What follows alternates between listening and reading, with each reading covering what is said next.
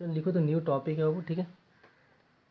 बस अच्छे से देख के और सीखते चलना। जहाँ दिक्कत हो प्लीज़ रिक्वेस्ट है, बोलो कि हाँ सर ये पार्ट समझ में नहीं आया, वापस से बता दिए, बताएंगे, ज़रूर बताएंगे, ठीक है।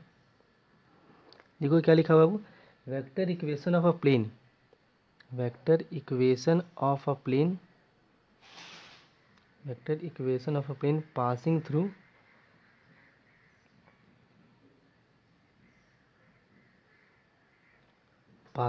अ given point, passing through a given point and normal to a given vector। Equation क्या लिखा हुआ है, vector equation of a plane passing through a given point and normal to a given vector, मतलब ये हमको प्लेन का equation निकालना है। अब देखो कैसे कंडीशन बनाना क्रिएट कर रहे हैं, ठीक है। तो जैसे कि हम लोग स्ट्रेट लाइन इन स्पेस में पढ़े हैं ना, कि अगर हमको स्ट्रेट स्पेस, ये क्या बोलते हैं, स्ट्रेट लाइन का इक्वेशन निकालना है तो कुछ कुछ चीज़ गिवन होना चाहिए। तो उसी तरीके से प्लेन का इक्वेशन निकालना है तो कुछ कुछ पार्ट मेरे को गिवन होना चाहिए।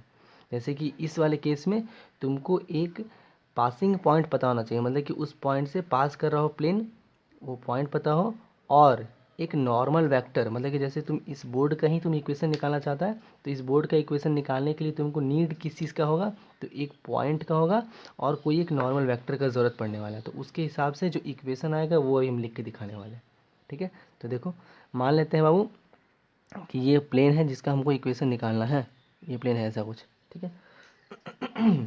और इस प्लेन पे बोल देते हैं कहीं पे ये एक पॉइंट है, बड़ा प्लेन थोड़ा बना लेते हैं, ठीक है। इस प्लेन पे ये पॉइंट है, ज़रूरी नहीं कि ये भी कहीं भी मूव कर सकता है। जैसे कि हम पढ़ा रहे थे ऑफलाइन में, तो एक बच्चा को दिक्कत है कि ये सर यहाँ पे क्यों हुआ, इस पर एक क्वेश्चन में था वैसा दिक्कत है। तो ये पॉइंट कहीं भी हो सकता है, बट हम तुमको एक समझाने के लिए बोल रहे हैं कि मान लेते ये पॉइंट ए है और इसका पोजीशन वेक्टर ए वेक्टर है, क्लियर है, इसका पोजीशन वेक्टर ए वेक्टर है, और इस प्लेन के एक नॉर्मल में एक वेक्टर गिवन है आपके पास पहले से, परपेंडिकुलर है इस प्लेन के, ठीक है, जिसको हम लोग क्या बोल रहे हैं, एन वेक्टर बोल रहे हैं, एन से डिनोट करने वाले नॉर्मल वेक्टर को, ठीक है। तो हमको इसका इक्वेशन बताना है प्लेन का। तो एक सिंपल सा लॉजिक, अब हम क्या करते हैं, देखो प्लेन का इक्वेशन बताने के लिए हम खुद से एक पॉइंट मान रहे हैं, आर बोलते हैं, और इसका पोजीशन वेक्टर आर वेक्टर से डिनोट कर लेते हैं। तो हम लोग को अच्छे से पता है कि ये पोजीशन वेक्टर पता है, ये पोजीशन वेक्टर पता है, तो हम ऐसा एक लाइन ड्रॉ की या वेक्टर ड्रॉ किए। तो इस वेक्टर को हम लोग कैसे लिख सकते हैं, तो आर ए वेक्टर बोलेंगे, मतलब क्या लिखना, ऐसा बोलो, आर माइनस ए ना, हाँ, तो आर ए वेक्टर, तो आर माइनस ए, ऐसा करते हैं, ए आर बोलते हैं, ए आर बोलिए, वो भी कर सकते हैं, बट थोड़ा सा लिखने का तरीका होता है ना, खूबसूरत इक्वेशन बनाना चाह रहे हैं बस, ठीक है। ए आर वेक्टर बोलने के लिए अपने को क्या करना पड़ेगा, वो आर वेक्टर माइनस ए वेक्टर बोलना पड़ेगा। इसका तात्पर्य क्या होगा कि हमको ये वाला वेक्टर मिल गया, ये वाला वेक्टर मिल गया, ठीक है। अब एक बात समझना, ये वेक्टर मिला, वेक्टर मतलब एक समझो कि एक छोटा सा लाइन टाइप का मिल गया तुमको। अब ये लाइन इस बोर्ड वाले यानी कि इस प्लेन पे मूवेबल है हर जगह पे, ठीक है, ये बोर्ड पे मूवेबल है, और ये जो एन वेक्टर लिखा हुआ है ये क्या है, बोर्ड के परपेंडिकुलर ऐसे ऐसे रखा हुआ है, यहाँ पे मान लो यहीं पे रखा हुआ है, तो ये तो हर जगह मूवेबल है। तो यहाँ पे जब ये मूव करेगा तो क्या बन जाएगा, एक्चुअली में ये वेक्टर और ये एन वेक्टर आपस में परपेंडिकुलर बनेगा। तो जब दो वेक्टर आपस में परपेंडिकुलर होता है तो हम लोग क्या लिखते हैं, दोनों वेक्टर का डॉट प्रोडक्ट जीरो होता है, ठीक है, दोनों वेक्टर का डॉट प्रोडक्ट जीरो होता है। तो किन दोनों का बात करें हम, तो सर ये आप जो अभी एक नया वेक्टर निकाले आर वेक्टर माइनस ए वेक्टर, इसका डॉट करेंगे किसके साथ, तो एन वेक्टर के साथ, इसका वैल्यू जीरो आने वाला है, ठीक है। अब क्या करिए, एन को हम अंदर अंदर सिंप्लीफाई करके अच्छे से लिख रहे हैं, क्या R dot N is equal to, sorry is equal to बोल रहे हैं, माइनस ए डॉट एन बोल देंगे, ठीक है, is equal to zero, R dot N vector, R dot N vector, और ये माइनस को उधर भेज दिए तो क्या बन जाएगा, A vector dot N vector. ये रहा equation of plane in vector form, vector form,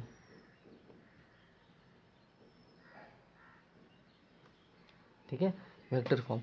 तो ये कैसा, ये क्या लिखेंगे, R dot N is equal to A dot N. तो जब भी तुमको इक्वेशन ऑफ प्लेन निकालना होगा तो आप माइंड में फिट कर लो कि अभी तक सीख चुके थे सर कि या तो हमको 3 पॉइंट मिल जाए तो हम इक्वेशन ऑफ प्लेन तो आराम से निकाल सकते हैं, या फिर अभी हमको एक पॉइंट मिले और एक नॉर्मल वेक्टर मिले तो equation of plane vector form में निकाल सकते हैं। अभी इसको कार्टेशियन में भी कन्वर्ट किया जा सकता है। हमको पता है आर वेक्टर मेरा मन से माना, यानी कि खुद से माना हुआ चीज़ था। तो यहाँ पे एक्चुअली में आर वेक्टर क्या होने वाला होगा, x I cap, Y J cap और जेड के कैप बोला जा रहा है। जब तुम यहाँ पे रख दोगे तो इन दोनों का डॉट प्रोडक्ट एक नंबर आएगा, बट आर वेक्टर क्या वेरिएबल वाला फॉर्म है ना, तो एक्स आएगा, वाई आएगा, जेड आ जाएगा। तो जो भी इसको सॉल्व करने पे इक्वेशन आएगा वो क्या आएगा, equation of plane in Cartesian form आ जाएगा। लेकिन अभी हम बात करें क्या, वेक्टर फॉर्म में। तो एकदम कंठस्थ कर लो, ये प्रोसेस तुमको नहीं ध्यान में रखना क्या है क्या लिखा हो, बस याद रखना कि अगर मेरे को एक पॉइंट पता है और एक वेक्टर पता है, नॉर्मल वेक्टर सिर्फ, ठीक है, अगर ये सीख लेंगे तो जस्ट इसके बाद एक है नॉर्मल फॉर्म, वो स्पेशल है थोड़ा सा, ठीक है। ये क्या है, बस इक्वेशन ऑफ प्लेन है when normal vector is given, ऐसा कुछ, और एक पासिंग पॉइंट गिवन है तब। अगर इसी का स्पेशल नाम थोड़ा बोल दिया है क्या, नॉर्मल फॉर्म। नॉर्मल फॉर्म भी बता देते हैं क्या होगा, पहले ये ध्यान में रख लो, ठीक है, कि R dot N A is equal to A dot N. और बुक में कहीं भी देखो ए क्या है, एक पोजीशन वेक्टर है, एन भी क्या एक वेक्टर है। तो दो वेक्टर का डॉट करने पे क्या आने वाला है, बेसिकली दो वेक्टर का डॉट करने पे क्या आने वाला है, एक नंबर आने वाला है। तो देखो बुक में कहीं लिखा होगा कि इस पूरे को ऐसा लिख दिया है कि are vector dot N vector is equal to D, ऐसा बोल दिया गया है। और करके लिखना ना सेम चीज़ है, वेयर डी का वैल्यू क्या है, तो ए वेक्टर डॉट एन वेक्टर है, ऐसा कुछ।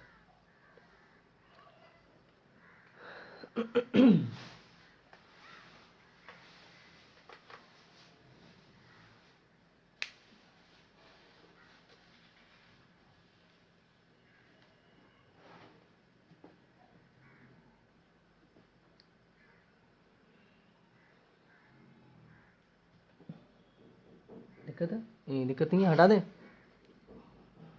जो पूरा का हटा दे। तो याद रखना कि are vector dot N vector is equal to A vector dot N vector. तो इस पर एक दो क्वेश्चन कर लेते हैं, उसके बाद फिर आगे बढ़ जाएंगे नेक्स्ट टॉपिक पे।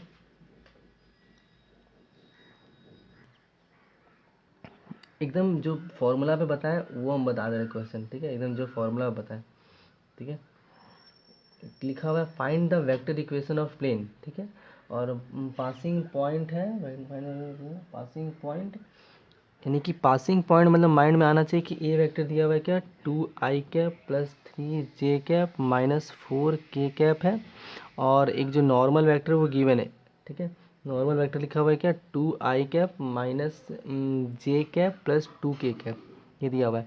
तो हमको पता है कि इक्वेशन ऑफ प्लेन क्या होता है, when normal vector is given and passing point is given, या फिर हाँ पासिंग पॉइंट इज गिवन, तो आर डॉट एन लिखेंगे is equal to A dot N करेंगे। एकदम बेसिक सबसे टुटपुंजिया क्वेश्चन दिए वाला, याद रखना, ऐसा नहीं कि वो टफ है कुछ भी। आर डॉट एन, एन का मतलब ये लिख देंगे 2i-j प्लस 2k कैप बोल देंगे, और ए डॉट एन मतलब इन दोनों का डॉट करके यहीं पे डायरेक्टली लिख दो, लिखने की जरूरत नहीं बार बार। दो दो चार बन जाएगा, -3 कहलाएगा, और ये -8 कहलाएगा। -8 और -3 11, -11 और सॉल्व करेंगे -7 होगा। तो ये क्या कहला गया, R vector 2i cap minus J cap plus 2k cap. अच्छे से सीखना है इस चीज़ को, देखो ये हो गया। तो ये आ गया vector equation of a plane. In case बोलता कि हमको बताइए इसके कार्टेशियन इक्वेशन क्या होगा, तो यहाँ पे फट से क्या करना है, अपने को लेट कर लेना है कि सर आर वेक्टर जो है वो एक्स आई कैप लिखा हुआ है, वाई जे कैप लिखा हुआ है, और जेड के कैप लिखा हुआ है।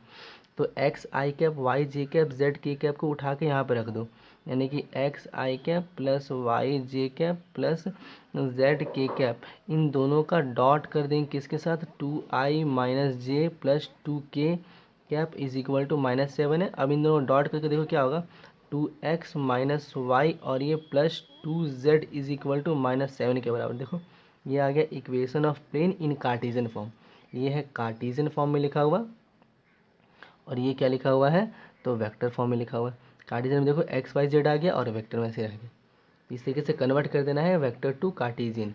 और अगर कार्टेशियन लिखा है तो आराम से तुम वेक्टर में भी कन्वर्ट कर सकता है, एक्स वाई जेड मतलब आर में कन्वर्ट कर लेना। और ये जो चीज़ बताता है, पहले ही बताया कि एक्स का कोफिशिएंट, वाई का कोफिशिएंट और जेड का कोफिशिएंट क्या बताता है, नॉर्मल वेक्टर का डायरेक्शन रेशियोज बताता है। तो ये लिख लो, ये समझ में आ गया तो हम हटाते हैं। अच्छा क्वेश्चन में आगे बढ़ते हैं।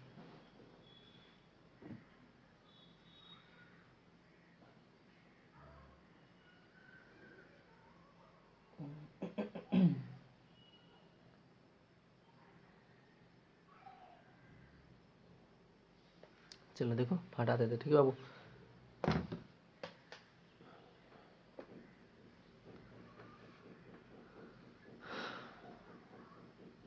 दिक्कत होगा बोलेगा। एक क्वेश्चन लिखा हुआ है, हम क्वेश्चन रीड करें, समझना अच्छे से। क्वेश्चन में क्या बोला गया है, the foot of perpendicular drawn from the origin to the plane. ठीक है, तो हमको क्या बोल दिया कि एक कहीं एक प्लेन है, ठीक है, हम लोग ओरिजिन से, यहाँ पे कहीं मान लेते तो ओरिजिन है, तो ओरिजिन से हम कोई एक लाइन ड्रॉ कर रहे हैं। तो फुट ऑफ द परपेंडिकुलर का नॉलेज हम लोग पहले भी ले चुके हैं, स्ट्रेट एंड स्पेस में। मान लो यहाँ पे आके टच किया, या फिर यहाँ पे आके सॉरी यहाँ पे आके टच किया, तो इस प्लेन का कोऑर्डिनेट मेरे को, इस पॉइंट का कोऑर्डिनेट मेरे को दे दिया है। वो कोऑर्डिनेट क्या दिया हुआ है, तो 4, -2, -5, 4, -2, -5, ये दे दिया मेरे को पॉइंट का कोऑर्डिनेट। ठीक है, 4, -2, -5, तो बता रहे हैं कि इस प्लेन का इक्वेशन बताइए। और यहाँ बोल दिया ये ओरिजिन से ड्रॉ किया गया, ठीक है, ये ओरिजिन से ड्रॉ किया गया है। तो सिंपल सा लॉजिक हम बताते हैं, हमको क्या चाहिए था, इस प्लेन का इक्वेशन। तो इस प्लेन का इक्वेशन निकालने के लिए हम क्या बताएं कि आपको एक पासिंग पॉइंट पता होना चाहिए, मतलब वो प्लेन किस पॉइंट, किसी एक पॉइंट से पास कर जाए और वो एक नॉर्मल वेक्टर मिल जाए। तो साफ साफ दिख रहा है कि ये वाला चीज़ हम नॉर्मल वेक्टर बोल सकते हैं, और इसी पॉइंट को हम लोग पासिंग पॉइंट भी बोल सकते हैं। ठीक है, तो अगर यहाँ पे ए वेक्टर का बात किया जाएगा, यानी कि पासिंग पॉइंट का, तो ये है, यानी कि 4i कैप लिखा हुआ है, -2j कैप लिखा हुआ है, और -5k कैप लिखा हुआ है, यहाँ पे बोल देंगे। अगर बात करेंगे एन वेक्टर का, तो एन वेक्टर कैसे निकालेंगे, हम यहाँ से ड्रॉ किए ना बाबू, 2 पॉइंट पता है, तो इसका हम लोग रेशियो निकाल सकते हैं ना, इस लाइन का डायरेक्शन रेशियो, यही कहलाएगा क्या, परपेंडिकुलर प्लेन के लिए, क्योंकि बोला है परपेंडिकुलर ड्रॉ किए हुए। तो 4 - 0, तो बेसिकली 4i कैप बोल देंगे बाबू, -2j कैप बोल देंगे, और -5k कैप बोल देंगे। यानी कि एन वेक्टर और पासिंग पॉइंट सेम जैसा दिखने लगा, तो कोई डरने वाला बात नहीं है, अपने जो सीखे हम लोग। यानी कि वेक्टर फॉर्म क्या कहलाएगा, r.n, तो 4i cap -2j cap -5k cap बोल देंगे। और इन दोनों का डॉट बेसिकली दिख रहा है, ये तो सेम ही चीज़ है ना, तो मैग्नीट्यूड का स्क्वायर, यानी कि 4, 4, 16, और ये दोनों को मल्टीप्लाई करेंगे तो +4 कहलाएगा, और ये +25 कहलाएगा। तो ये साफ साफ दिख रहा है क्या, r vector -4i cap -2j cap -5k cap, और ये 45 के बराबर। तो वेक्टर इक्वेशन ऑफ प्लेन ये आ गया। तो ये आराम से क्वेश्चन बन गया। बस माइंड में रख लो कि हाँ, मेरे को क्या करना है भाई, कि एक पासिंग पॉइंट मिल जाए और एक नॉर्मल वेक्टर का जुगाड़ करना है, बस यही याद रखना है। ठीक है, कॉन्सेप्ट में यही याद रखना है। तो यहाँ आएगा एक और क्वेश्चन आएगा इसी अलग टाइप में थोड़ा सा, जैसे यहाँ पे ओरिजिन था, इस बार थोड़ा डिफरेंट होगा। ठीक है, डी का मतलब याद रखना, अगर हम बताएंगे आगे बहुत इंपॉर्टेंट पार्ट आने वाला है उसके रिगार्डिंग। ठीक है, डी के रिगार्डिंग कभी भी किसी भी पेन का इक्वेशन का हम लोग दूरी बता सकते हैं ओरिजिन से, तो तरीका है उसका बताने का। चलो देखो, इसके लिए लोग आगे बढ़ते हैं, नेक्स्ट क्वेश्चन पे आते हैं। जहाँ दिक्कत होगा बोलेगा, ठीक है, देखो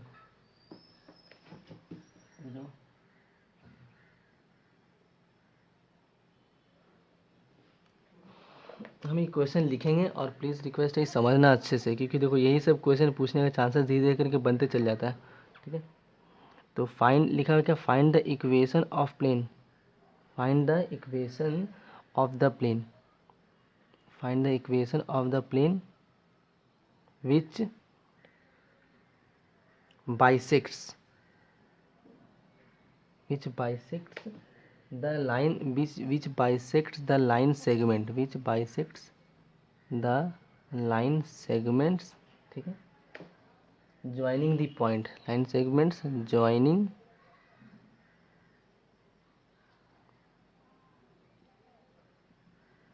the points A2, 3, 4 है, A लिखा हुआ है क्या, वो 2, 3, 4 है, एंड और एक पॉइंट क्या है, बी पॉइंट है, वो गिवन है 4, 5, 8, और लास्ट में लिखा हुआ है कैसे, तो ज्वाइन कर रहा है तो राइट एंगल्स पे, ऐसा कुछ। मतलब हमको क्या करना है ना, एक प्लेन का इक्वेशन बताना है, ठीक है, और वो जो प्लेन है किसी एक लाइन को बाइसेक्ट कर रहा है, क्या बोल रहे, किसी एक लाइन को बाइसेक्ट कर रहा है। तो हम ऐसा बना देते हैं बाबू, यहाँ पे मान लो प्लेन बना देते हैं,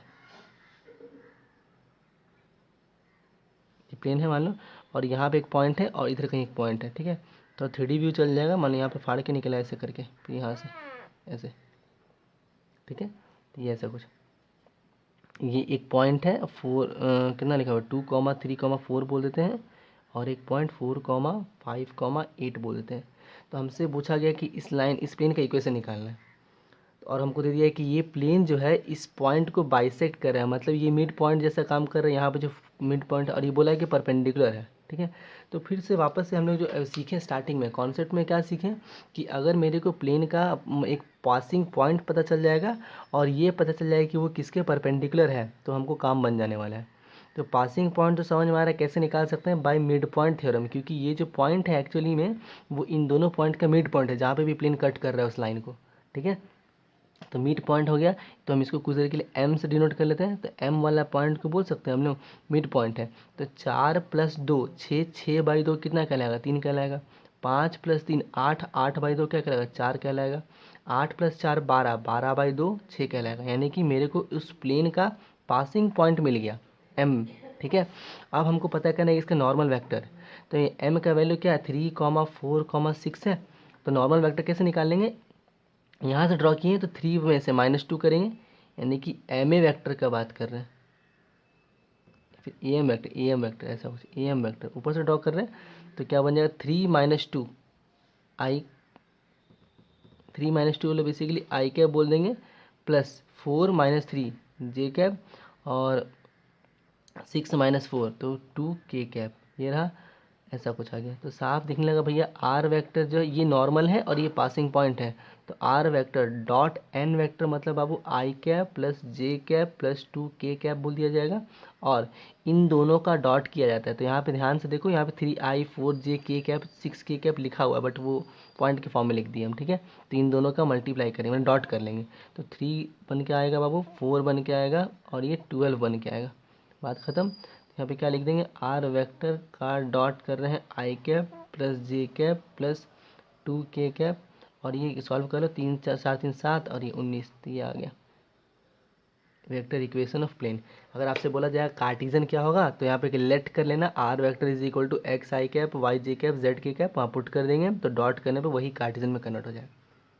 क्लियर है, दिक्कत कुछ समझने में किसी को भी? मंत्र है, ठीक है। मूल मंत्र क्या है ना, जैसे कि हम लोग स्ट्रेट लाइन इन स्पेस में उसका आइडेंटिटी, मतलब कि स्ट्रेट लाइन स्पेस किधर जा रहा है, कैसा है, टेढ़ा कितना एंगल बना रहा है, एक दूसरे से क्या हो रहा है, उसके बारे में कौन बताता था, उसका पैरेलल वेक्टर। तो उसी तरीके से प्लेन कैसा दिख रहा है, या फिर कितना टिल्टेड है, या फिर एक्स वाई जेड में क्या है, कैसा दिख रहा है, डायरेक्शन वगैरह क्या है उसका, ठीक है, तो वो कौन बताएगा, तुम्हारा नॉर्मल वेक्टर। तो यानी कि प्लेन का आइडेंटिटी एक तरीके से समझ लेना कि नॉर्मल वेक्टर बताने वाला है।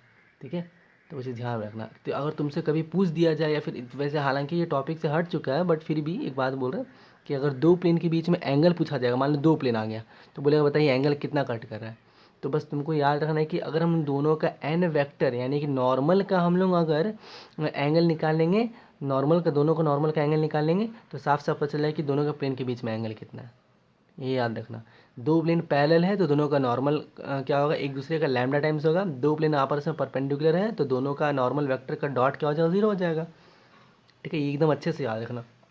और हालांकि ये लोग हटा दिया है टॉपिक से, लेकिन देखना एक का क्वेश्चन आ ही जाने वाला चांसेस है, क्योंकि उसके बिना कुछ तो बनेगा ही नहीं बीच में आगे में। ठीक है, चलो देखो मैं आगे बढ़ते हैं, एक क्वेश्चन बताते हैं, ये थोड़ा सा अच्छा लग रहा है मेरे क्वेश्चन। क्वेश्चन काफ़ी बड़ा है, क्वेश्चन काफ़ी बड़ा है।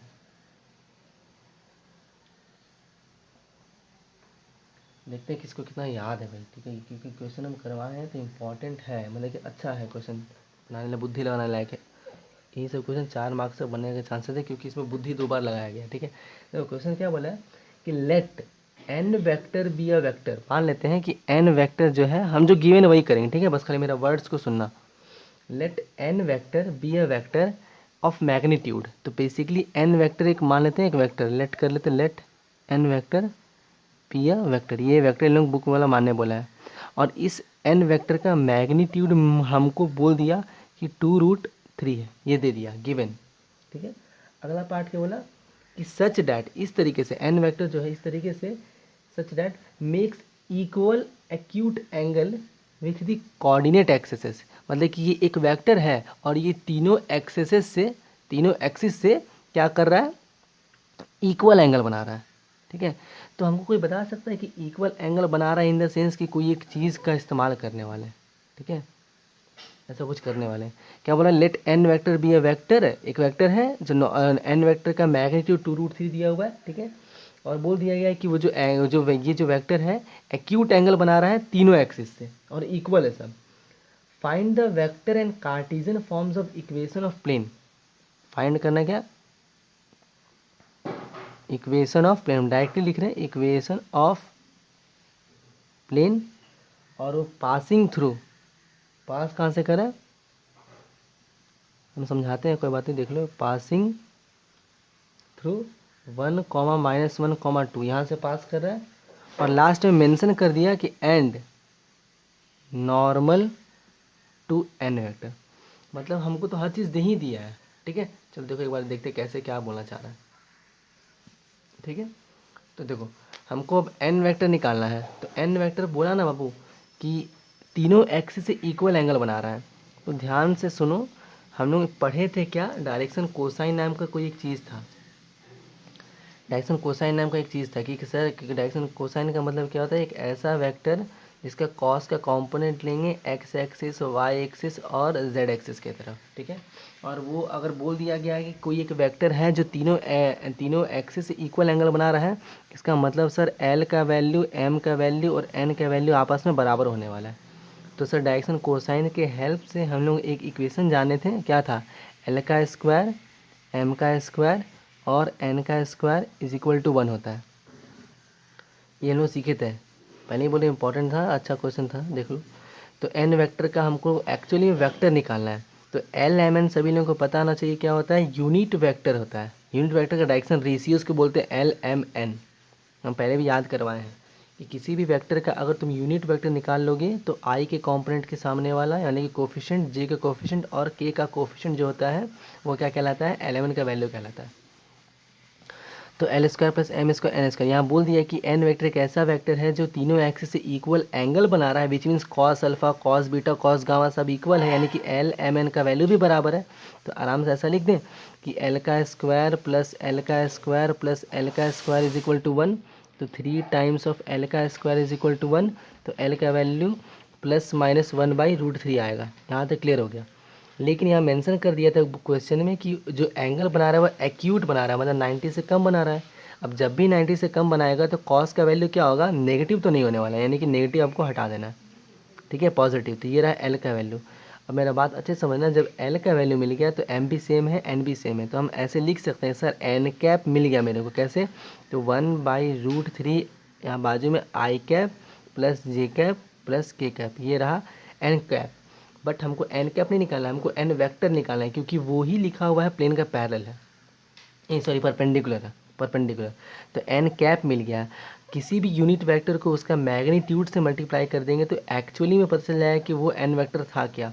तो ये एन वेक्टर कैसे होगा, तो इसका मैग्नीट्यूड से इस पूरे को मल्टीप्लाई कर दो, तो 2√3 से मल्टीप्लाई कर दिया जाएगा, और नीचे में क्या लिखा जाएगा, √3 लिखने वाला होगा। ठीक है, यहाँ पे क्या लिखा हुआ है, आई लिखा हुआ है, जे लिखा हुआ है और के लिखा हुआ है।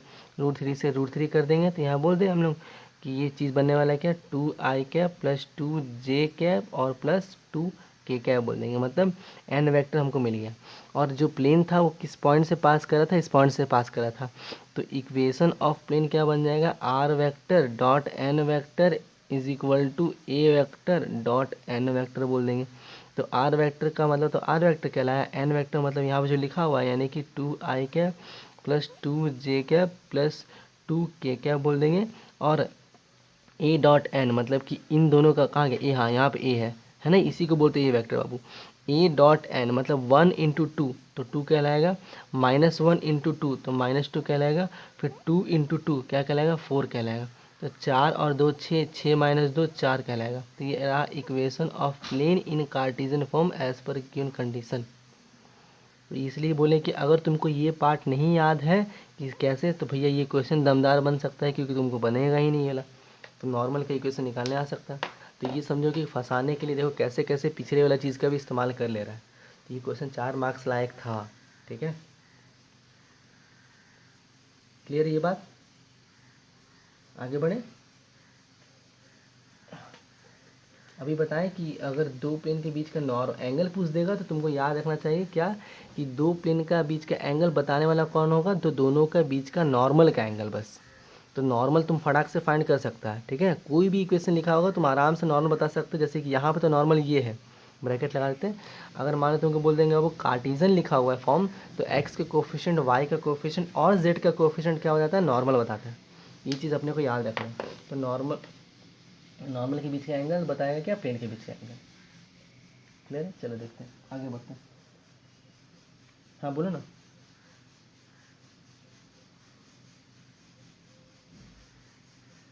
हाँ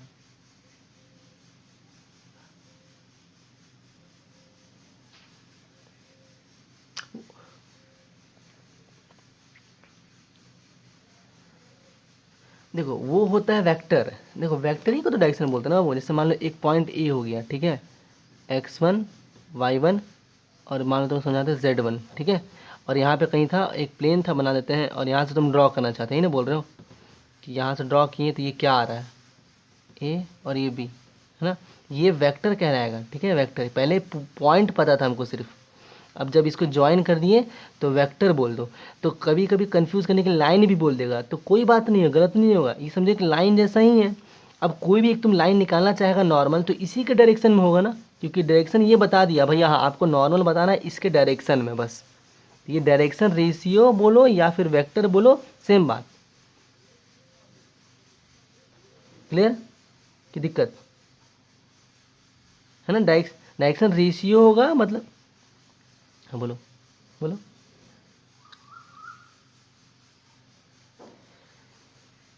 हाँ वेक्टर निकाल, ये बोल दिया ना कि आपको मैग्नीट्यूड यही लेना है। हम बता रहे हैं तुमको, एक चीज़ सिखाते हैं, अब ये भी लिख देंगे तो गलत नहीं होता, बट पता है वो प्लेन का स्पेशल फॉर्म हो जाता है। इसको हम लोग आगे नेक्स्ट टॉपिक बताएंगे, नॉर्मल फॉर्म बोलते हैं।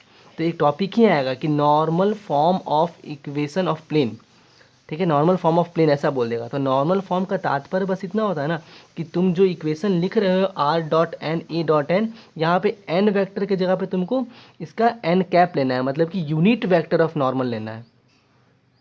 नॉर्मल का यूनिट वेक्टर लेना है तुमको, मतलब यूनिट में कन्वर्ट करके। तो ये भी लिखते हैं तो गलत एकदम नहीं होता, तभी भी प्लेन वही इक्वेशन बताता, डायरेक्शन ऊपर ही होता।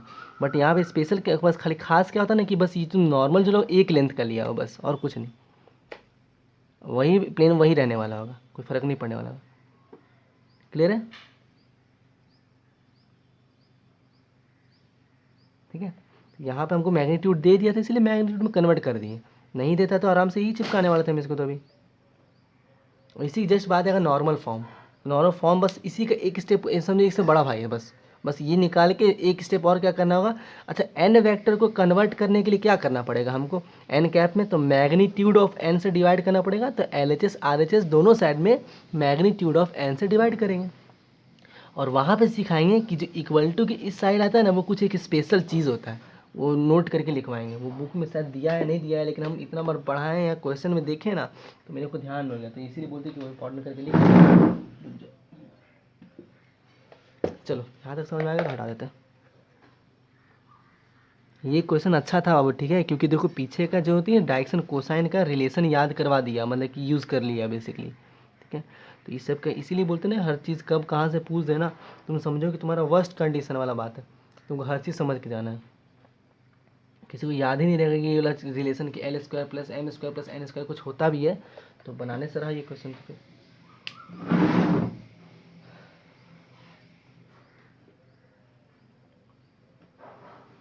तो अगर तुमसे बोल देंगे ऐसा कुछ, देखो जैसे कि मान लो एक क्वेश्चन लिख दें क्या, 4x plus 8y plus z is equal to 5 लिखा हुआ है। मेरा बात अच्छे से सुनना। तो ये एक इक्वेशन ऑफ प्लेन है या नहीं है, एकदम सिंपल सा बात है, क्योंकि यहाँ पे तीन वेरिएबल है, मतलब एक्स वाई जेड के टर्म्स में लिखा हुआ है, ठीक है। तो इसका जो नॉर्मल का डायरेक्शन रेशियोज है वो क्या है, तो 4, 8 और 1 लिखा हुआ है, ठीक है। हमसे क्वेश्चन में पूछा ना, find the angles at which the normal vector to the plane is incline to the coordinate axes. तो नॉर्मल वेक्टर कितना इंक्लाइंड है कोऑर्डिनेट एक्सेसेस से। तो जैसे ही बात समझ में आ गया ना कि अच्छा इंक्लाइंड बोला, तो माइंड में फिट करना कि बेसिकली हम लोग को बोल रहा है कि नॉर्मल वाला वेक्टर कितना इंक्लाइंड है एंगल से, तो डायरेक्शन कोसाइन निकालना है। क्या निकालना है, डायरेक्शन कोसाइन। तो सबसे पहले डायरेक्शन रेशियो पता कर लेंगे तो आराम से डायरेक्शन कोसाइन मिल जाएगा।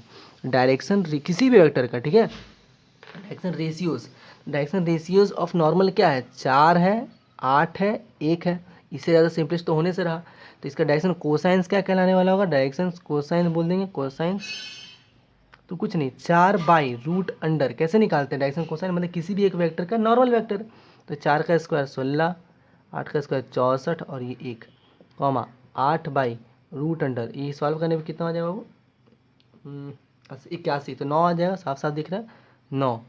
तो 8/9, 1/9। तो ये जो आइटम लिख रहे हैं इसी को बोलते हैं क्या, direction cosine of the normal बोल सकते हैं, है ना। बस ये छोटी सा क्वेश्चन था। अब जो हम जिस पीछे वाला सीखा है ना, उसी टाइप का एक चीज़ दिया हुआ है, याद रखना क्वेश्चन में। अब ये हम नहीं बनाएंगे, लेकिन तुम लोग थोड़ा सा या फिर बता देते, देख लो। हमको बस इस टॉपिक पे ज़्यादा लंबा क्वेश्चन बता दीजिए, 40 60 देखो। एक क्वेश्चन है यहाँ पे कि पहले हम शॉर्ट फॉर्म एकदम बता, ठीक है, वो शॉर्ट फॉर्म एकदम हमको प्लेन का इक्वेशन बताना है, फाइंड इक्वेशन ऑफ प्लेन, ठीक है, इक्वेशन ऑफ प्लेन। और बोल दिया है कि जो प्लेन है वो पास यहाँ से कर रहा है, √2 - 1 से पास कर रहा है, ख़त्म कहानी। और तो हमको पता है कि प्लेन का इक्वेशन अभी तक क्या सीखे हैं, मेरे को प्लेन का नॉर्मल वेक्टर चाहिए और एक पासिंग पॉइंट चाहिए। तो पासिंग पॉइंट मिल गया, अब मेरे को नॉर्मल वेक्टर निकालना है। तो नॉर्मल वेक्टर के बारे में कुछ बोला है कि नॉर्मल वेक्टर का जो मैग्नीट्यूड है वो 8 है, ठीक है। और नॉर्मल वेक्टर जो है एक्स एक्सिस से 45 डिग्री बना रहा है, बोल दिया गया ऐसा कुछ कि एक्स एक्सिस से 45 डिग्री बना रहा है, वाई एक्सिस से क्या बोल रहा है मेरे को 60 डिग्री बना रहा है, ठीक है। और जेड एक्सिस से बस इतना बोल दिया है कि एक्यूट एंगल बना रहा है, एक्यूट एंगल। तो हमको पता है कि वाई एक्सिस मतलब ये एल दे दिया, मान लेते हैं ये एन दे दिया। एन का तो पता नहीं है अभी हमको, एन निकालना बहुत ज़रूरी है, एन का बहुत निकालना बहुत ज़रूरी है, एन पता ही नहीं है अभी हमको, ठीक है। तो इसके लिए हम लोग एक रिलेशन इस्तेमाल करेंगे जो सीखे हुए हैं, कैसा, एल का स्क्वायर एम का स्क्वायर और एन का स्क्वायर इज इक्वल टू 1। तो एल का वैल्यू मतलब ये वाला cos 45 मतलब क्या हो जाएगा 1/√2, 1/√2 का स्क्वायर 2। अगेन एम मतलब 60 डिग्री, cos 60 का वैल्यू 1/2, 1/2 का स्क्वायर 1/4 प्लस एन स्क्वायर तो पता ही नहीं है इज इक्वल टू 1। इसको सॉल्व करो देखो 3/4 आएगा। तो एन स्क्वायर 1 - 3/4 मतलब बाबू 1/4 बोल सकते हैं हम लोग, एन स्क्वायर, ठीक है। अच्छा 1/4 आ गया। और एन स्क्वायर का वैल्यू +- 1/2 होगा, बट यहाँ बोल दिया ना कि एक्यूट एंगल है, तो ऑफकोर्स एन का वैल्यू सिर्फ 1/2 लेंगे। तो ये देखो, तो एल एम एन क्या बताता है, एक वेक्टर का यूनिट वेक्टर। तो बेसिकली तुमको एन कैप दिया हुआ है, कैसे दिया हुआ है, तो 1/√2 आई कैप बोल देंगे, प्लस 60 डिग्री बना रहा था यानी कि कितना, तो 1/2 जे कैप प्लस और के कैप कितना निकाला वो भी देखो 1/2 के कैप ही आ गया, बात खत्म। बट हमको इससे मतलब नहीं, हमको एन वेक्टर से मतलब है। तो इसको 8 से मल्टीप्लाई कर दो, तो ये एक्ट वेक्टर कहलाएगा 1/√2 आई कैप, 1/2 जे कैप और 1/2 के कैप। अब सिंपल सा लॉजिक, एन वेक्टर पता चल चुका है, यानी कि नॉर्मल वेक्टर पता चल चुका है, पासिंग पॉइंट है, पीछे फॉर्मूला जो सिखाएं पुट कर दो। चलो आगे बढ़ते हैं, काफ़ी इस पर क्वेश्चन हो गया डिफरेंट डिफरेंट टाइप का। समझ में आ गया, ये पूरा हटा दें, नहीं इसी का भाई समझो जो पीछे सीखे। क्या लिखना अपने को, इक्वेशन ऑफ अ प्लेन, यहीं पे कुछ कुछ चीज़ नोट करवाएंगे, ठीक है। अब लिखने ना, equation of a plane, equation of a plane in normal form, in normal form, ठीक है, इन नॉर्मल फॉर्म। इसका वेक्टर फॉर्म भी लिखवाने वाले हैं, कार्टेशियन फॉर्म भी लिखवाने वाले, दोनों दोनों फॉर्म, ठीक है। तो बस कुछ नहीं, अभी जो सीखे थे कुछ अलग नहीं है। अभी हम लोग वेक्टर इक्वेशन ऑफ प्लेन क्या सीखे थे, तो are vector dot N vector is equal to A vector dot N vector बोलते थे, ऐसा कुछ था, ठीक है। Are vector is equal to A vector dot N vector, clear है। अब बस करना क्या है, तो हम बस इसको डिवाइड करें, डिवाइडिंग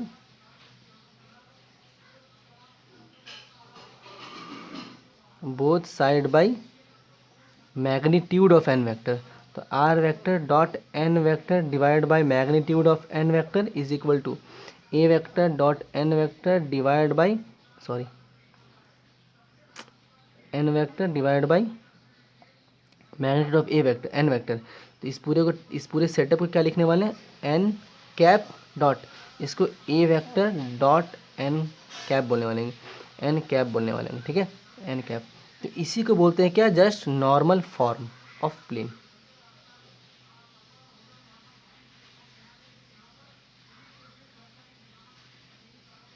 बस इतना ही था, ठीक है।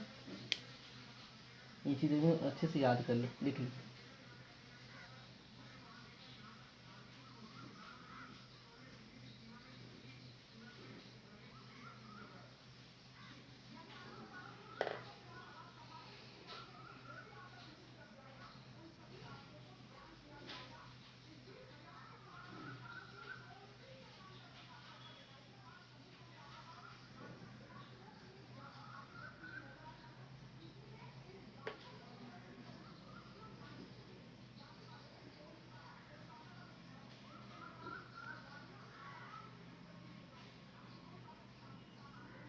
कुछ दिक्कत समझना, आगे लिख ले इसको, ठीक है, उसके बाद आगे बता देते हैं। कार्टेशियन समझ में आ रहा हो, कार्टेशियन आराम से यहाँ पे हम लोग ड्रॉ कर सकते हैं, मतलब लिख सकते हैं क्या, आर वेक्टर को कन्वर्ट कर दो x I cap, Y J cap और जेड के कैप में, तो यहीं पे कार्टेशियन भी हो जाएगा। तो उसके लिए स्पेशल लिखने की जरूरत नहीं है, अलग अलग बार बताएं, इक्वेशन कंफ्यूज मत करो खुद को।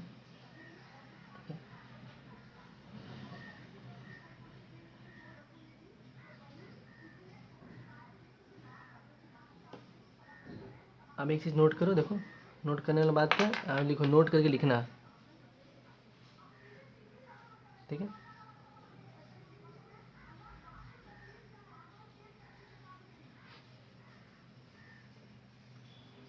कि यहाँ पे जो ये चीज़ लिखा हुआ है ना,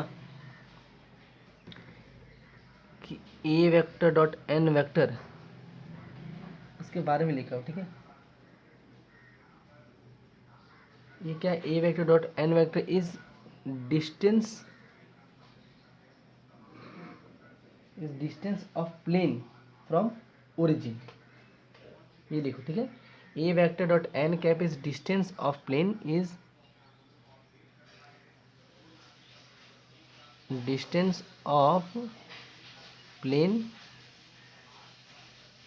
फ्रॉम ओरिजिन। तो क्वेश्चन में अगर कहीं पे भी लिखा हुआ है कभी भी कि बताइए इस प्लेन का इक्वेशन, प्लेन का और डिस्टेंस ओरिजिन से डिस्टेंस कितना है, तो सिंपल सा माइंड में ये रखना कि मेरे को इक्वेशन ऑफ प्लेन निकालना है इन नॉर्मल फॉर्म, और जो इक्वल टू के उस साइड होगा उसी को बोलेंगे क्या, डिस्टेंस। अगर मान लो सम हाउ नेगेटिव आ गया तो तुमको मैग्नीट्यूड लेना है तुमको, ठीक है, क्योंकि डिस्टेंस हमेशा पॉजिटिव होने वाला होगा, ये याद रखना।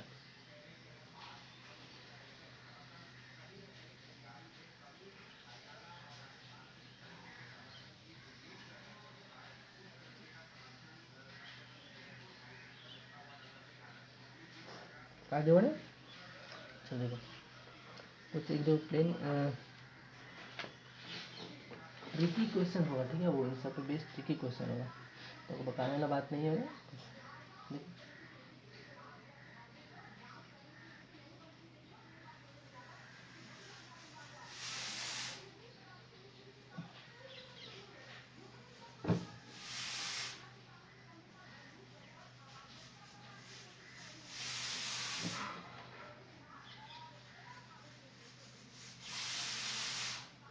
हटा दे, पूरा पार्ट को हटा दे, ठीक है।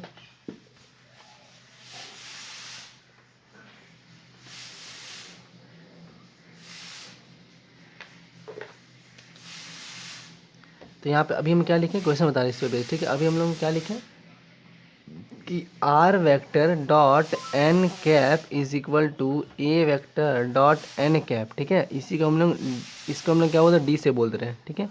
कि डी का वैल्यू यहाँ पे क्या लिखा हुआ है, a vector dot N cap बोल रहे हैं, और ये इंपॉर्टेंट है, ये क्या है, ओरिजिन से distance of plane, distance of plane from origin, ऐसा कुछ, ठीक है। तो चलो देखो, क्वेश्चन हमसे ये तो कॉन्सेप्ट था, अब हमसे क्वेश्चन पूछा जा रहा है। क्वेश्चन देखो, सबसे बेसिक सा क्वेश्चन, एक और लोग जाता हूँ, चलो देखो, ठीक है। तो क्वेश्चन सबसे पहले क्या बोला, फाइंड द वेक्टर इक्वेशन, ठीक है। क्वेश्चन लिखवा रहे, बस डिक्टेट कर रहे हैं। Find the vector equation of a plane which is at a distance of 8 unit from the origin. मतलब मेरे को a vector dot N cap का वैल्यू 8 दे दिया है, या फिर ऐसा बोल सकते हैं कि डी का वैल्यू 8 दे दिया, ठीक है। और बोल दिया क्या, and which is normal to the vector, और वो जो प्लेन का इक्वेशन है वो क्या नॉर्मल है, नॉर्मल किसके नॉर्मल वेक्टर उस प्लेन के दिया हुआ है क्या, 2i plus J cap plus 2k, ठीक है। जो प्लेन है वो इसके नॉर्मल है, या फिर नॉर्मल जो प्लेन के है, ऐसा कुछ, ठीक है। तो हमको बोला क्या कि इक्वेशन ऑफ प्लेन निकालने के लिए, तो इक्वेशन ऑफ प्लेन तो मेरे को पता है ये होता है बस, ठीक है। तो ए डॉट एन वैक्टर नहीं बोलेंगे, यहाँ पे एन कैप बोलेंगे, ठीक है। एन कैप का वैल्यू 8 दे चुका है, मतलब आर वेक्टर डॉट, बहुत बेसिक है, ठीक है। N cap is equal to, इस पूरे का वैल्यू 8 दिया था, एन कैप को कन्वर्ट कर लो, यानी कि इसको यूनिट में कन्वर्ट कर लो। तो यूनिट में कन्वर्ट करने के लिए क्या होगा, 2 का स्क्वायर 4, 4 4 8, नहीं 2 का स्क्वायर 4 हो गया, 4 हाँ 9, तो बेसिकली कितना आएगा बाबू, 2/3 आई कैप, इसको हम लोग एन कैप बोलने वाले हैं, प्लस जे कैप/3 और 2/3 के कैप। तो सिंपल सा वैल्यू ले जाके यहाँ पटक दी, आएगा। इससे बढ़िया बढ़िया क्वेश्चन दिखेगा, ठीक है। देखो दिखाते हैं, +2/3 के कैप बोल दिए और इज इक्वल टू 8। ये रहा equation of plane in normal form. दिक्कत नहीं है कुछ समझने में, ठीक है। आगे बढ़ते हैं, देखो चलो देखो,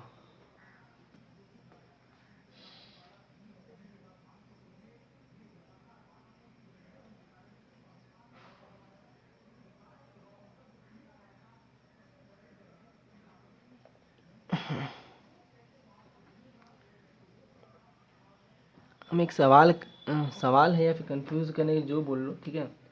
अगर मान लो हम यहाँ पे लिख दिए r vector dot 3i cap -4j cap, ठीक है। Are vector dot 3i cap -4j cap plus 12k cap is equal to 5 बोल देंगे।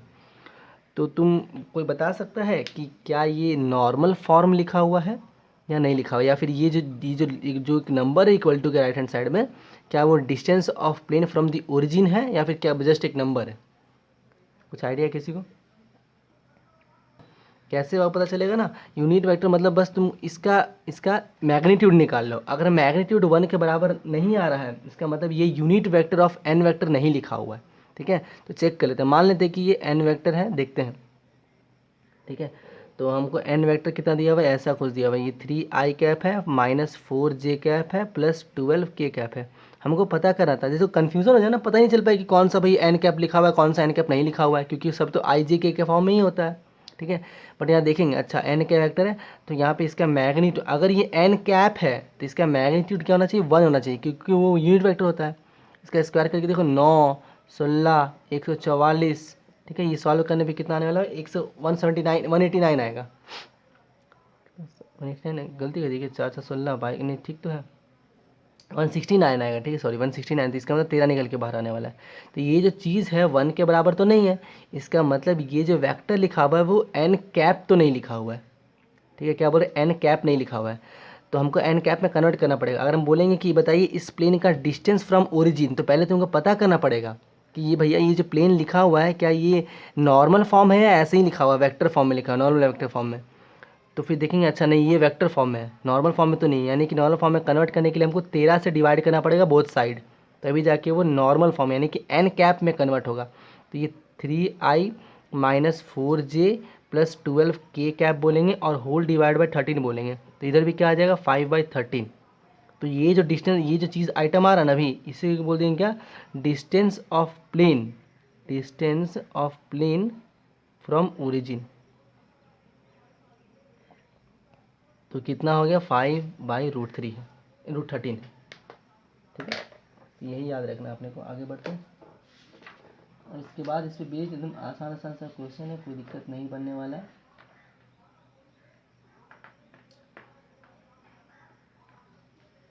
रुक जाओ बस, एक क्वेश्चन लास्ट देखे हम आगे मूव कर लेंगे।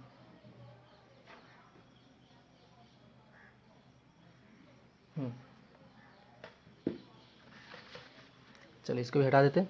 आगे समझ में ना कि डिफ्रेंशिएट कर सकते हो कि कौन सा नॉर्मल फॉर्म है और कौन सा सिर्फ एक जस्ट नॉर्मल वेक्टर फॉर्म है। ये नॉर्मल फॉर्म में एन क्या होता है, एन कैप होता है, और जैसी ऐसी जो लिखेंगे वो एन वेक्टर कहलाएगा, ठीक है। तो ये एक क्वेश्चन लिखा हुआ, find the coordinates of the foot of perpendicular drawn from the origin to the plane. ठीक है, तो बेसिकली हमको मान लो कि यहाँ पे एक ऐसा प्लेन का इक्वेशन लिखा हुआ, प्लेन का इक्वेशन क्या है बाबू, तो 2x minus 3y plus 4z minus 6 is equal to 0। और ओरिजिन से हम कोई एक परपेंडिकुलर ड्रॉ कर रहे हैं, हमको इसका फुट ऑफ द परपेंडिकुलर बताना है, 0,0, हमको इसका कोऑर्डिनेट बताना है। ठीक है, ऐसा कुछ।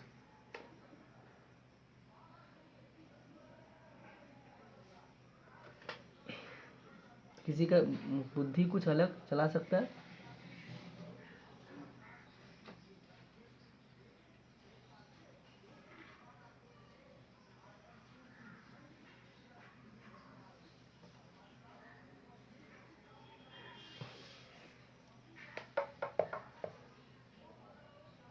हम सोचने का समय दी, कोई बात नहीं, नहीं बना, कोई बात नहीं। देखो, तो ये प्लेन का इक्वेशन लिखा हुआ था 2x minus 3y plus 4z is equal to 6 कर दिए। तो अभी ये देख रहे हैं कि ये क्या, ये नॉर्मल फॉर्म में है या नहीं है। तो नॉर्मल फॉर्म में चेक करने के लिए बताए थे कि जो नॉर्मल का जो डायरेक्शन रेशियोज है उसका क्या करो, मैग्नीट्यूड निकाल के देखो 1 आता है या नहीं आता है। 1 तो नहीं आ पा रहा है यहाँ पे, इसका मतलब ये नॉर्मल फॉर्म नहीं है। तो नॉर्मल फॉर्म में कन्वर्ट करने के लिए हमको नॉर्मल का मैग्नीट्यूड से डिवाइड करना पड़ता था। तो मैग्नीट्यूड इसका निकाल के देखो, 2 का स्क्वायर 4, 3 का स्क्वायर 9, 16, तो 29 आने वाला होगा। ठीक है, 29 आ रहा है, तो √29 से डिवाइड करना पड़ेगा हमको। तो 2x minus 3y plus 4z, इन सबको √29 से डिवाइड कर देंगे, √29 से बाबू, √29 ऐसा कुछ। तो यहाँ पे आ गया 6/√29, ऐसा कुछ आ गया। यहाँ तक क्लियर है। तो हमको यहाँ पे इससे ये जो डिस्टेंस, ये क्या है, यही बताया था ना कि ये क्या कहलाता है, distance of plane from origin, ये तो मिल गया मेरे को। और यहाँ पे नॉर्मल वेक्टर यानी कि नॉर्मल कितना एंगल बना रहा है एक्सेस से, तो वो भी मिल गया। कैसे, 2/√29। ठीक है, एम का वैल्यू है, एन कैप बोल दी बेसिकली। ठीक है, एन का वैल्यू 2/√29 ऐसा बोलेंगे, कॉमा एम का वैल्यू -3/√29 और एन का वैल्यू 4/z, यहाँ पे बाबू 47 नहीं होगा, 4z होगा, √29 ऐसा कुछ। क्या ये जो लिखे हम समझ में आया क्या बोले, क्योंकि पहले ही बताया था ना कि सामने वाला जो नॉर्मल होता है वो हमेशा बताएगा, ऑफकोर्स कुछ ना कुछ एंगल बनाने वाला होगा, वेक्टर ना वो, तो हम लोग एक्सिस से कुछ एंगल बनाने वाला होगा। तो इसी को बोलते हैं, हम किसी भी वेक्टर का यूनिट वेक्टर कन्वर्ट कर देते हैं, उसका मतलब हमको उसका डायरेक्शन कोसाइन पता चल गया। और डायरेक्शन कोसाइन का मतलब ही होता है कि वो वेक्टर एक्स एक्सिस से, वाई एक्सिस से और जेड एक्सिस से कितना एंगल बना रहा है, जो कि हम यहाँ पर लिख दिए।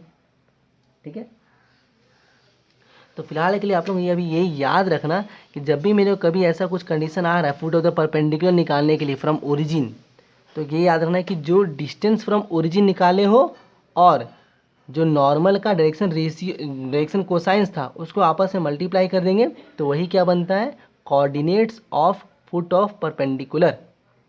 ठीक है, तो इस पूरे आइटम को एल के साथ, एम के साथ और एन के साथ मल्टीप्लाई करना है। क्या बोल रहे हैं, एल के साथ, एम के साथ, एन के साथ मल्टीप्लाई करना है। ठीक है, तो यानी कि एल, ये वाला पार्ट, इसको हम लोग क्या बोलते हैं, स्मॉल डी से डिनोट किए थे, क्योंकि डिस्टेंस ऑफ फ्रॉम ओरिजिन था तो डी से डिनोट किए थे। तो एल डी बोल दे, एम डी बोल दे और एन डी। तो एल डी मतलब एल आप निकाल के बैठे हो 2/√29, इसको मल्टीप्लाई करो तो 12/29, कॉमा -3 नहीं होगा, -3 और ये तो -18/29, कॉमा 4 6 24/29।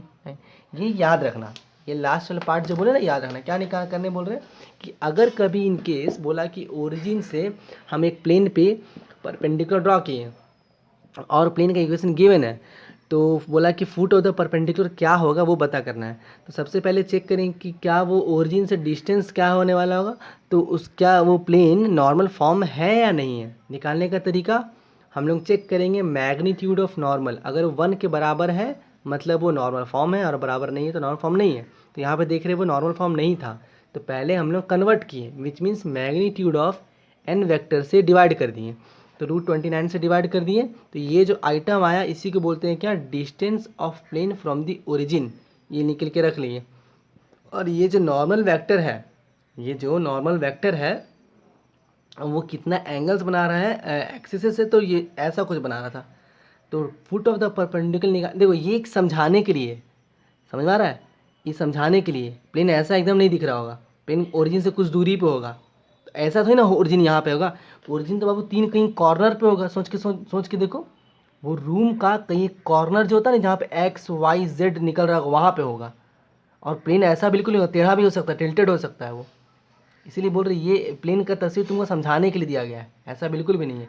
ओरिजिन कहीं ऐसा है और प्लेन कहीं ऐसा बना हुआ, तो यहाँ से डिस्टेंस दिया हुआ है 6√9, 6√29, इसीलिए इसके कोऑर्डिनेट इस वे में आने वाला होगा। ना कि हम लोग बोले, देखने से लग रहा है सर आप डिस्टेंस तो निकाल के दे दिए, इसका मतलब यहाँ से कोऑर्डिनेट तो सर 6/√29 आना ही चाहिए, है ना। बट ये ऐसा नहीं होगा बाबू, ये हम इमेज समझाने के लिए दिया हुआ है, इमेज कुछ और बन रहा होगा 3D व्यू में। तो इसीलिए बोले फिलहाल के लिए याद रखना है कि डिस्टेंस ऑफ ओरिजिन को मल्टीप्लाई करना है किससे, डायरेक्शन कोसाइंस ऑफ नॉर्मल से। तो जो भी आएगा उसको क्या बोलेंगे हम लोग, coordinates of foot of perpendicular drawn from the origin, वो चीज़ ध्यान रखना। तो क्या बन जाएगा, दोनों के प्लेन के बीच का एंगल पता चल जाएगा। तो ये हम लिखवा दे रहे हैं, देखो चलेगा नहीं, देखो ये पार्ट को हटा रहे हैं, ठीक है, समझने में कुछ दिक्कत नहीं ना, आगे बढ़ रहे, ठीक है वो, ये वाला पार्ट को स्पेशली याद रखना।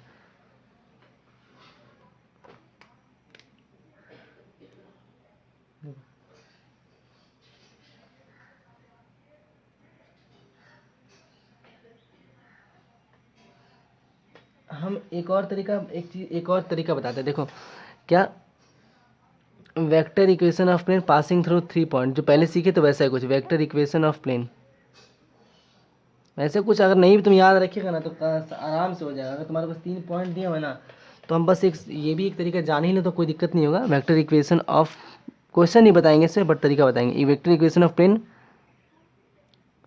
पासिंग थ्रू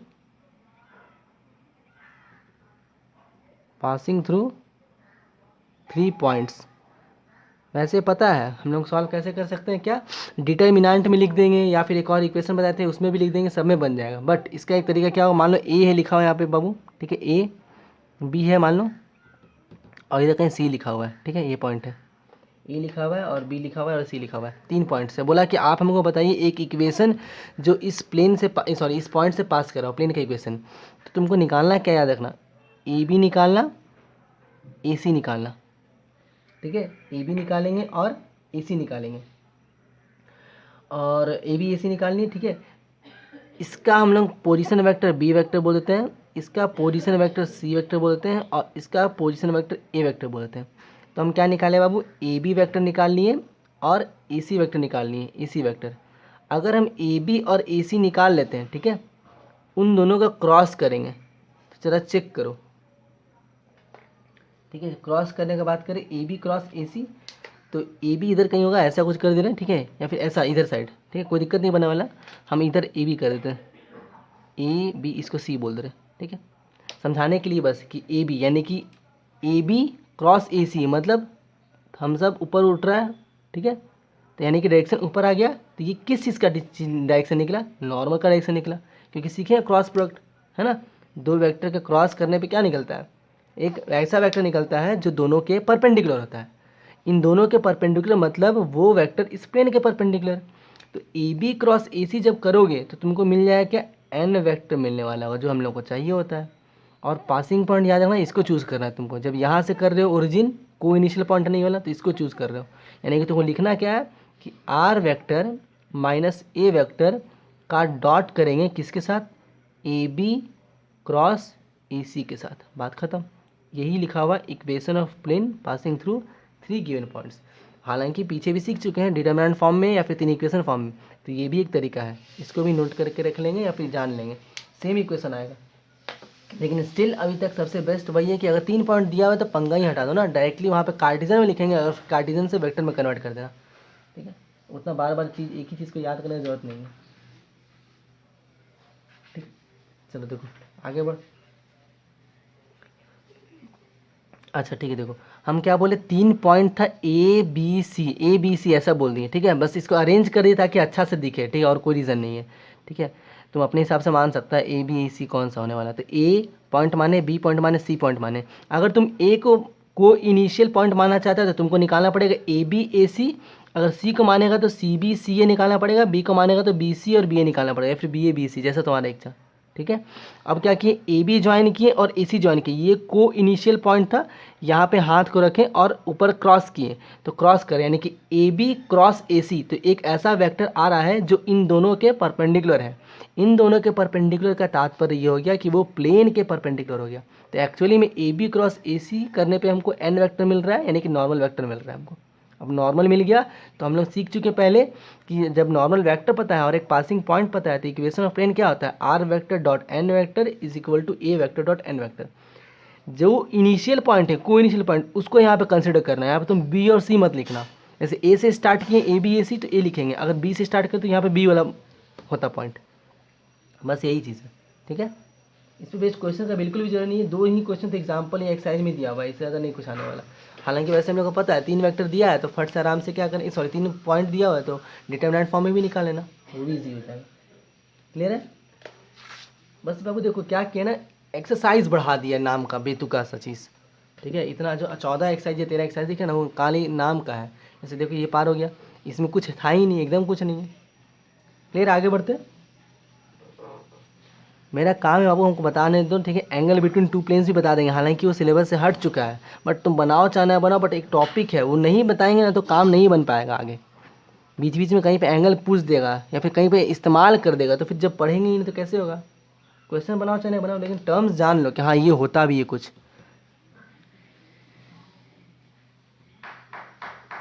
एंगल्स बिटवीन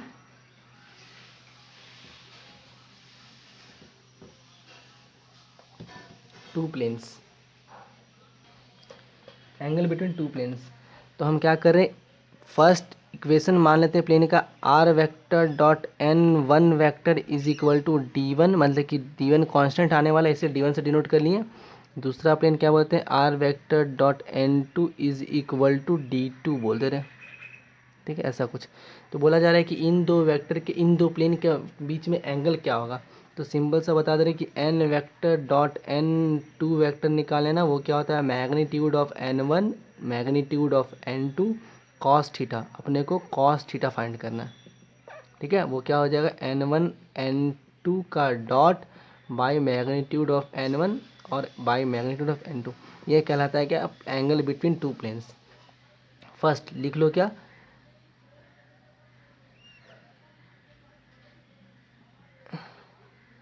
तो क्या बोल रहे हैं कि इफ़ प्लेन्स आर परपेंडिकुलर, एकदम अच्छे से माइंड में फिट कर लो, इफ़ प्लेन्स आर परपेंडिकुलर, तो पहले ही बता दिए कि प्लेन का इंपॉर्टेंट पार्ट क्या है, नॉर्मल वाला। अगर दो प्लेन परपेंडिकुलर है तो दोनों का नॉर्मल वेक्टर का डॉट प्रोडक्ट 0 हो जाए, और if planes are parallel, if planes are parallel, यानी कि n1 वेक्टर जो हो जाए वो लैम्डा टाइम्स ऑफ हो जाए n2 वेक्टर। बस ये माइंड में फिट कर लो किसी भी तरीके से।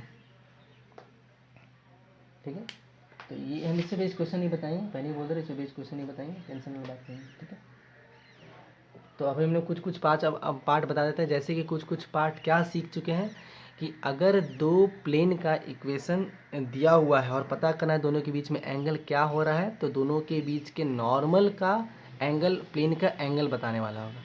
ठीक है, ठीक है, ये बात सीखें अभी। और कौन सा पार्ट था सीखे, नॉर्मल फॉर्म। नॉर्मल फॉर्म क्या होता है स्पेशली, कि आपके पास जो वेक्टर लिखा हुआ प्लेन का जो इक्वेशन लिखा वेक्टर फॉर्म में, बस चेक करना है कि वहाँ पे जो एन वेक्टर है क्या वो यूनिट वेक्टर है या नहीं है। अगर यूनिट वेक्टर है तो इक्वल टू के राइट हैंड साइड में, यानी कि जो लिखा आरएचएस में, वो कहलाएगा distance of plane from origin. और अगर नहीं है तो कन्वर्ट करेंगे कैसे, तो एन वेक्टर का मैग्नीट्यूड से डिवाइड कर देंगे, तो इक्वल टू के उस साइड जो भी आएगा सही। सपोज नेगेटिव आ गया तो तुमको क्या करना है, उसको मॉड लेना है, उसका मैग्नीट्यूड लेना है, तो वो क्या कहलाता है, distance of plane from origin. और एक इंपॉर्टेंट पार्ट क्या याद करने बोले हम तुम लोगों को, कि कन्वर्ट, याद है कन्वर्ट करने बताया था कि ओरिजिन से प्लेन का फुट ऑफ द परपेंडिकुलर बताना था हमको। तो फुट ऑफ द परपेंडिकुलर निकालने के लिए सबसे पहले हम लोग प्लेन को ये क्या बोलते हैं, नॉर्मल फॉर्म में कन्वर्ट किए। अब जब भी हम नॉर्मल फॉर्म बोलेंगे तुम लोग को समझ में आना चाहिए सर वहाँ पे एन कैप का बात किया जा रहा है। नॉर्मल फॉर्म में कन्वर्ट कर लेंगे तो वहाँ से हमको distance of plane from origin पता चल जाएगा, और वो उसको मल्टीप्लाई कर देंगे डायरेक्शन कोसाइंस ऑफ नॉर्मल से, तो तुमको मिल जाएगा फुट ऑफ द परपेंडिकुलर। ये 2-3 चीज़ हम याद करने बोले। ठीक है, देखो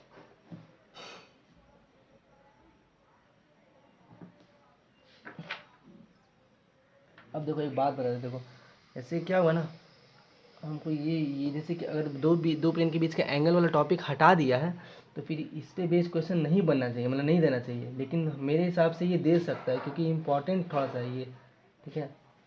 देखो क्योंकि इसमें एंगल का बात तो नहीं कर रहा है, वरना अगर एंगल हटाने बोल ही दिया मतलब कहने का मतलब कि वो टॉपिक हटाएगी, कभी आपसे पूछेगा कि नहीं दो प्लेन के बीच में एंगल क्या आने वाला, वो नहीं पूछेगा, ठीक है। तो हम देखो जैसे क्वेश्चन बताते हैं, एक टॉपिक है छोटा सा, ठीक है, इसके बारे में जान लेते हैं।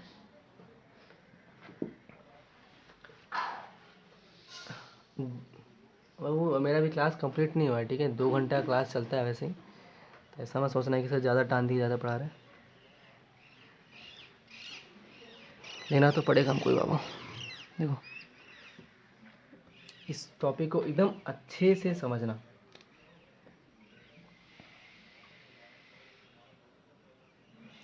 ये क्या एंगल वार पे भी बेस्ड है थोड़ा सा, तो लिखा हुआ है कि on on finding a plane, on finding a plane passing through a given point, passing through a given point and passing through a given point and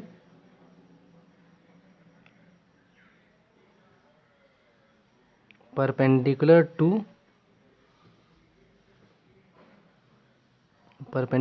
two given planes।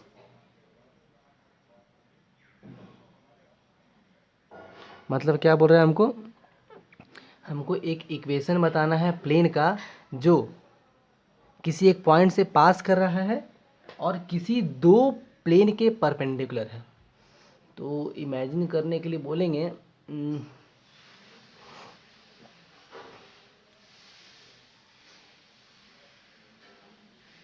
जैसे बताते देखो इमेजिन कैसे करवाए ना, हम तो करवाते हैं, टेंशन मत लो, उसका भी जुगाड़ कर लेते हैं वहीं पे। अब ऑनलाइन है तो ऑनलाइन में जुगाड़ करना पड़ेगा।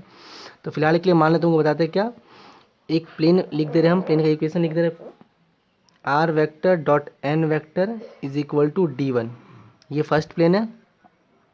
सेकेंड प्लेन लिख रहे हैं क्या, r vector dot n two vector is equal to d2। अब हमको एक ऐसा प्लेन का इक्वेशन फाइंड करना है जो इन दोनों के परपेंडिकुलर है, इन दोनों के परपेंडिकुलर। तो हम तुमको देखो थोड़ा देखने की कोशिश करना, ठीक है। ये एक प्लेन जो बोर्ड है वो एक प्लेन है, ठीक है, और ये जो बुक रखे ये एक प्लेन है। तो हमको बेसिकली एक ऐसा प्लेन का इक्वेशन फाइंड करने बोल रहा है जो अरे रुक जाओ, जो इन दोनों के परपेंडिकुलर हो, ठीक है, इन दोनों के परपेंडिकुलर। मतलब क्या बोलना चाह रहा है ना कि इन दोनों का जो नॉर्मल होगा, इन दोनों का जो नॉर्मल होगा, इन दोनों का जो नॉर्मल होगा उसका जो क्रॉस करेंगे वो वेक्टर आएगा क्या, जो गिवन प्लेन चाहिए उसका नॉर्मल वेक्टर आ जाएगा। सोच के देखो, थोड़ा सा कन्फ्यूज़न होगा बताने के लिए, लेकिन कोशिश करते हैं समझाने का, ठीक है।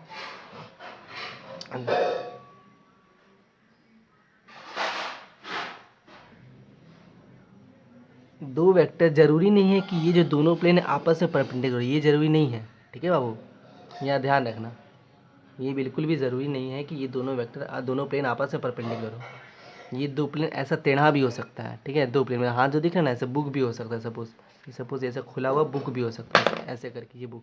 तो ये एक प्लेन हो गया, ये एक प्लेन हो गया, ठीक है। इसका नॉर्मल कहीं पे ऐसा होगा, इसका नॉर्मल कहीं पे ऐसा होगा इधर साइड से, और इसका नॉर्मल कहीं ऐसा होगा। तो ये दोनों जहाँ पे कट कर रहा होगा इसके परपेंडिकुलर चाहिए हमको। तो ऐसा बोल सकते हैं बिल्कुल हम लोग कि इसका नॉर्मल और इसका नॉर्मल का जो बेसिकली कैसे समझाएं, मतलब क्या बोले हम, देखो सिंपल सा है, देखो हमको एक प्लेन का इक्वेशन चाहिए जो इन दोनों के परपेंडिकुलर है। तो खुद सोचो इस प्लेन का और इस प्लेन का आइडेंटिटी कौन बताता है, n1 वेक्टर बता रहा है फर्स्ट प्लेन का, और सेकंड प्लेन का n2 वेक्टर बता रहा है। तो बेसिकली हमको एक ऐसा प्लेन चाहिए जो इन दोनों के परपेंडिकुलर हो जाए। तो हम लोग क्रॉस में तो सीख चुके हैं कि कोई एक ऐसा वेक्टर जो किसी दो वेक्टर के परपेंडिकुलर हो, मतलब तुमको क्या निकालना है, n1 क्रॉस n2 निकालना है। और विजुलाइज करना थोड़ा सा ऐसे ही, वो बुक जो बताया ना, बुक एक वेक्टर इधर से आया एक वेक्टर इधर से आया, दोनों क्रॉस निकाले तो एक वेक्टर उधर चला गया, यानी कि हमको एक प्लेन चाहिए जो ऐसे काट रहा हो ऊपर से, ठीक है। तो नहीं दिखा पा रहे, थोड़ा सा उसके लिए क्षमा, लेकिन ऐसा ही कुछ होगा। बात समझ में आया? आइडेंटिटी कौन बताता है? N1 N2 बताता है। तो N1 वेक्टर और N2 वेक्टर, तो बेसिकली मेरे को एक N3 चाहिए जो इन दोनों के परपेंडिकुलर हो। उसका तात्पर्य ये कि इन दोनों क्रॉस निकालने बोल रहा है।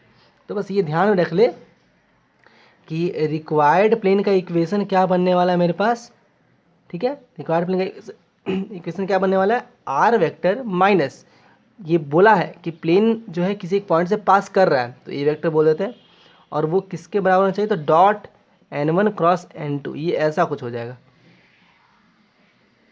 इन दोनों को क्रॉस करेंगे तो एक ऐसा वेक्टर आएगा जो इन दोनों के परपेंडिकुलर होगा। इन दोनों के परपेंडिकुलर मतलब इन दोनों प्लेन के परपेंडिकुलर। तो ये कहलाएगा equation of plane perpendicular to two given planes, ठीक है। तो ये चीज़ याद रखना पड़ेगा, इक्वेशन ऐसे लिखना है। जब भी दो हमें इसी क्वेश्चन ही बताएंगे, ये लिख लो।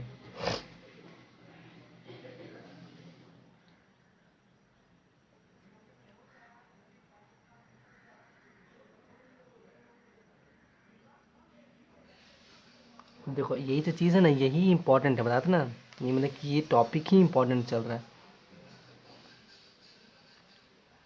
ठीक है। हम हटा दे रहे ये वाले पार्ट को भी, ये पार्ट को भी हटा दे रहे हैं। खाली फॉर्मूला लिख देंगे, उस पर बेस्ड क्वेश्चन जो बन रहा है वो दिखाएंगे।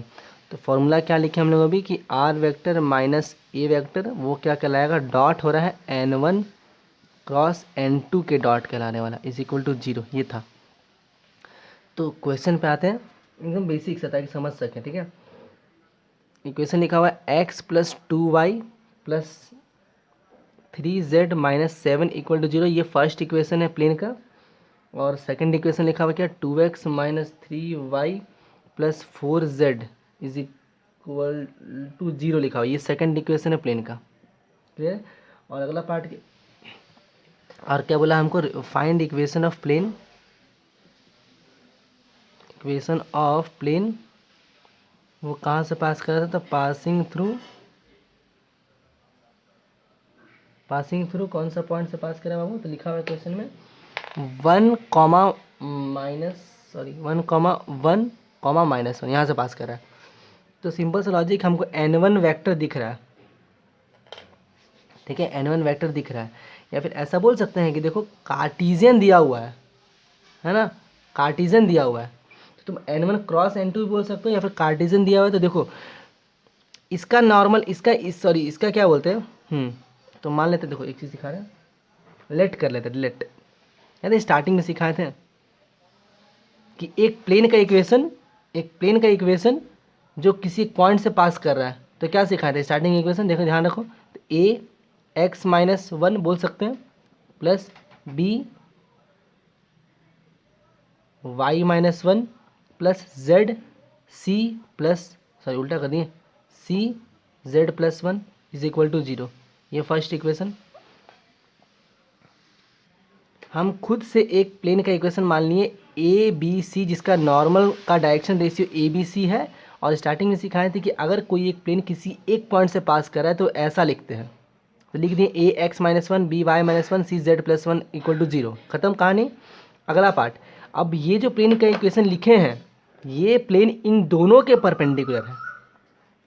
मतलब क्या कि इस प्लेन का नॉर्मल का डायरेक्शन रेशियो और इस प्लेन का नॉर्मल का डायरेक्शन रेशियो का डॉट 0 होना चाहिए, क्योंकि वो आपस में क्या है? परपेंडिकुलर है।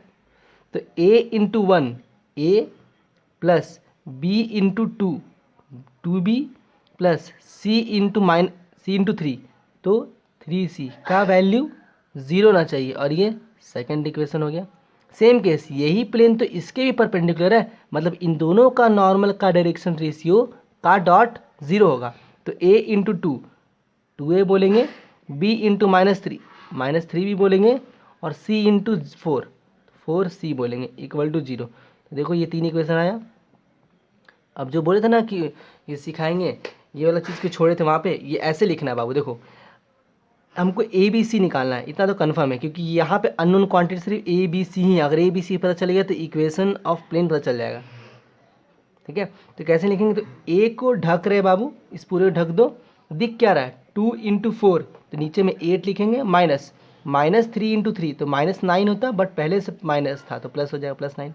अगला पार्ट यहाँ पे -b लिखो और डिवाइडेड बाई, जैसे मल्टीप्लाई करता है वैसे ही मल्टीप्लाई करो। तो b को ढकने पे क्या होगा, 4 × 1 4 हो जाएगा, -2 × 3 6 कहलाएगा, इज इक्वल टू, फिर c लिखेंगे डिवाइडेड बाई, फिर से ढको, -3 × 1 -3 और -2 × 2 4 लिखेंगे, इज इक्वल टू, ऐसे रहने देंगे अभी, ठीक है। और इज इक्वल टू लैम्डा लिख देंगे यहाँ पे। तो a का वैल्यू क्या लिखेंगे बाबू, ध्यान से देखो, लैम्डा के टर्म्स में 9 8 17 तो 17 लैम्डा। b का वैल्यू क्या लिखेंगे, -6 और 4 तो -2 और माइनस माइनस +2 हो गया तो 2 लैम्डा, ठीक है बाबू। c का वैल्यू -7 और लैम्डा, तो c का वैल्यू -7 लैम्डा हो गया। तो a b c आ गया लैम्डा के टर्म्स में, तो आराम से यहाँ पे पुट कर दो फर्स्ट वाले इक्वेशन में। तो a का वैल्यू 17 लैम्डा, b का वैल्यू 2 लैम्डा, c का value -7 lambda. Lambda lambda lambda common आके उधर भेज दिए, तो अल्टीमेटली इक्वेशन क्या दिख रहा है हमको, 17x - 1 plus 2y - 1 plus c की जगह पे -7 कहलाएगा, -7z + 1। वो मेरा मार्कर पॉइंट उधर नहीं पहुंच पा रहा, ठीक है, ऐसा कुछ सॉल्व करो अब। 17x - 17 plus 2y - 2 -7z - 7 is equal to 0। तो 17x कहलाएगा प्लस 2y कहलाएगा -7z कहलाएगा, -17 -2 -19 और -19 और -7 -26, तो उधर भेज देंगे +26। ये रहा equation of plane in Cartesian form.